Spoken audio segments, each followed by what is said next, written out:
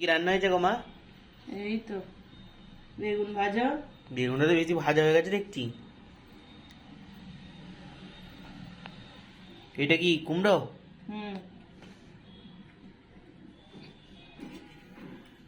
চিংড়ি মাছ ভাজা। আমি যেমন পাচ্ছি তুলে দিয়ে দিচ্ছি, তাড়াতাড়ি করছি। করলা আলু বেগুনের তরকারি।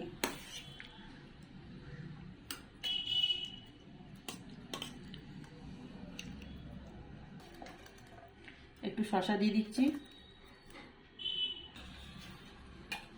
এখানে এই যে দিয়ে দিচ্ছি মসুর ডাল,